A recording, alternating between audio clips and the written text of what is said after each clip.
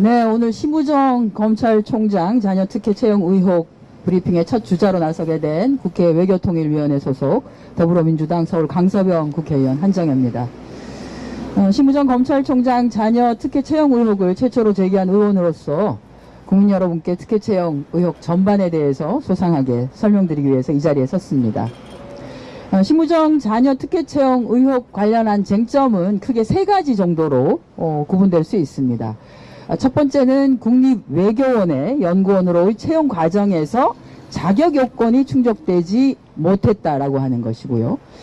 두 번째는 외교부의 연구원으로 채용될 때 맞춤형 채용 공고로의 변경 의혹이 있다는 것이고요.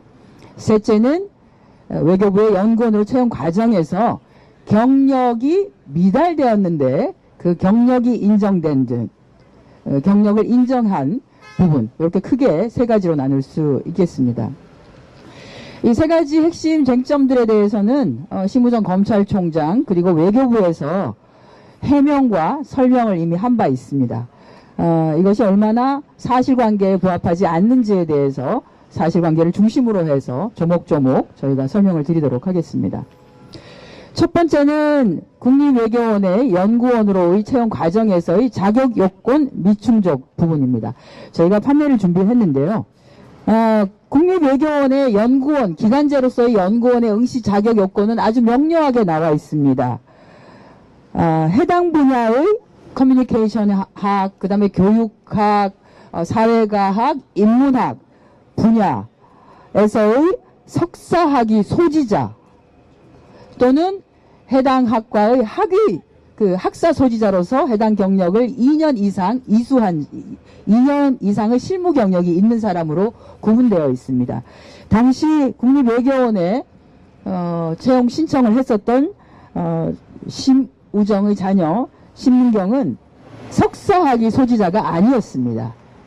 졸업 예정자였습니다. 즉 다시 말해서 석사학위 소지자로 채용 공고 응시 자격을 명료하게 하고 있는 국립외교원의 채용 요건에 맞지 않았습니다. 국립외교원의 설명은 이랬습니다. 졸업 예정자는 전화가 와서 물어서 혹시 제가 졸업 예정자인데 저도 응모해도 되나요? 라고 하면 응모해도 괜찮습니다. 이렇게 답변을 했기 때문에 큰 문제가 없다라고 얘기를 합니다.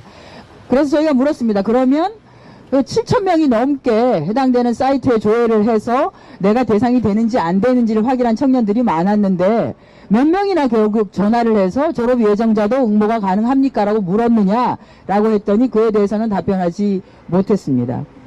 국립외교원의 타부서에서의 응시 자격은 이렇게 명료하게 하고 있습니다. 응시 자격을 판단하는 기준은 채용 공고 마감일이라고요. 채용 공고 마감일을 기준한다고 하면 심우정 검찰총장의 자녀 심민경은 2월 5일 당시 석사학위 소지자가 아닙니다. 국립외교원의 타부서에서 정한 기준에 따르면 심우정 총장의 딸은 자격요건에 미달하는 것이죠. 자격요건을 미달함에도 불구하고 채용 서류 전형에서 통과가 되고 결국은 면접을 통해서 11명 가운데 1명으로서 채용이 되었습니다. 이 의혹에 대해서는 국립외교원에서 좀 더 철저하게 설명을 해야 됩니다만 지금까지는 설명이 되고 있지 않다라고 하는 말씀을 드리겠습니다. 다음은 두 번째입니다. 해당되는 기간, 국립외교원에서의 8개월간의 기간제 연구원으로서의 기간을 마치고 올해 초에 심 총장의 자녀는 외교부의 연구원에 응모를 하게 됩니다. 외교부는 1차에는 1월 달에 공고를 내면서 1차에는 경제학 분야 석사학위 소지자로서 실무 경력, 해당 분야의 실무 경력이 2년 이상인 자로 해서 공고를 냈었습니다. 공고를 내고 서류 전형을 마치고 그리고 면접까지를 다 한 최종 1명에 대해서 불합격 처리를 해버립니다. 왜 불합격 처리를 했느냐라고 했더니 우리말이 서툴었다고 합니다. 대한민국에서 학위 과정을 다 마치고 대한민국 국적을 보유한 사람이 우리말이 서툴다라고 하는 게 잘 이해가 되지 않습니다. 이런 불확실하고 석연치 않은 이유로 해당자를 불합격 처리를 해버리고 그 다음에 재공고라고 하는 것을 내는데 갑자기 분야가 변경되었습니다. 원래 외교정보 1과에서 원했던 사람은 경제학 석사 학위 소지자로서 해당 경력 2년 이상을 보유한 자였습니다. 그런데 갑자기 경제학 석사에서 심우종 총장의 딸이 전공한 국제정치학으로 바뀝니다. 왜 전공 분야를 바꿨느냐라고 저희가 물었을 때 경제학 석사 분야에 대한 채용 공고를 냈더니 응시하는 사람이 너무 적었다라고 답변을 했습니다. 외교부에서. 사람이 응모수가 너무 적다라고 하면 기한을 연장하는 것이 너무나 합리적인 판단입니다. 그런데 외교부는 왜인지 기한 연장을 하지 않았습니다. 재공고를 하면서도 해당되는 경제학 석사 분야라고 명시하지 아니하고 그냥 분야를 바꿔버립니다. 왜 분야를 바꿔요? 경제학은 사람이 적고 외교부기 때문에 아마 국제정치에 관심이 있는 사람이 많은 것 같다. 그래서 국제정치로 이거를 확대를 하면 많이 올 것 같아서 그랬다라고 하는 정말 말도 되지 않는 경제학 석사를 뽑겠다고 했을 때는 저희는 충분히 이해를 했습니다. 경제학 석사를 가진 사람 1명과 군사 방산 분야 석사 학위를 가진 사람 1명 이렇게 해서 2명을 뽑는 부분이었는데요. 그게 충분히 이해가 됐습니다. 왜냐하면 올해는 국제적으로 굉장히 많은 부분이 바뀌었습니다. 지난해 아시겠지만 트럼프가 당선이 되어서 국제 통상 분야 특히나 경제 분야에 굉장히 많은 새로운 흐름들이 나올 것이 너무나 당연하기 때문에 이 부분에 대해서 외교부가 집중을 해야 되니 연구원도 이쪽을 뽑자. 너무 당연하죠. 그죠? 이해가 되죠. 또 하나는 군사 방산 분야. 이게 아시겠지만 나토가 지금 형해화될 가능성이 너무나 크고 하기 때문에 나토에 소속되어 있는 많은 국가들이 EU 국가들이 군사 방산을 우리 스스로가 방위에 대해서 우리 스스로가 해야 되겠다. 그래서 GDP의 1% 이상 2%, 3%, 4%까지 올리자라고 하면 무기와 관련한 수출 부분이 굉장히 커질 가능성이 충분히 있기 때문에 군사 방산 분야에 대해서 외교부도 충분한 인프라를 좀 갖춰서 서포트를 할 수 있어야 된다. 라고 하기 때문에 경제 분야에서 군사 방산 분야에서 연구원을 채용하겠다라고 하는 거는 누가 보더라도 합리적 판단이었다라고 하는데 갑자기 경제학 분야에서 정치 분야로 바꿔버립니다. 설득이 되지 않습니다.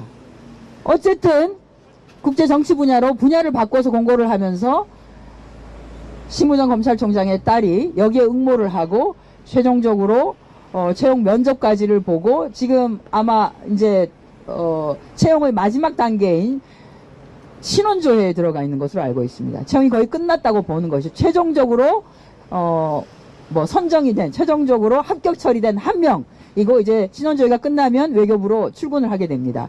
그 과정에서 좋습니다. 국제 정치라고 하는 분야에서 석사 과정을 석사 학위를 가진 것 그건 맞습니다.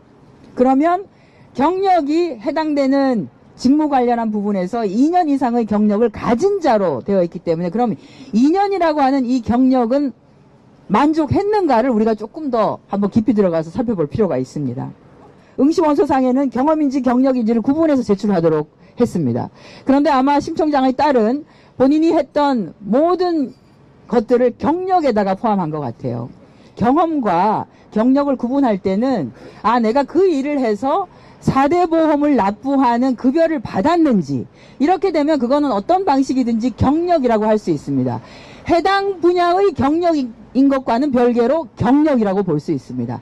그런데 그것이 아니라 내가 급여를 받지 않고 이것은 좋은 기회니까 한번 경험을 쌓으세요 라고 하는 경우에는 돈을 받지 않더라도 내가 그 기회가 있었으면 좋겠습니다 라고 하는 경우에는 대개 이것을 우리가 경험이라고 합니다. 심 총장의 딸이 내가 인턴을 했어요 라고 해서 써낸 그 경력에 대해서 급여를 받았는지 안 받았는지를 아주 쉽게 확인할 수 있습니다. 채용 과정에서 면접을 통해서도 문답을 통해서도 확인할 수 있습니다. 그런데 심 총장의 딸이 했었던 그 인턴의 과정은 급여를 받지 않는 과정이었습니다. 근데 이것을 경력이라고 써냈습니다. 그리고 또 하나가 서울대학교 대학원에서 연구보조원 업무를 했다고 하는 건데 이것이 아주 경력 기간이 깁니다. 1년 10개월입니다.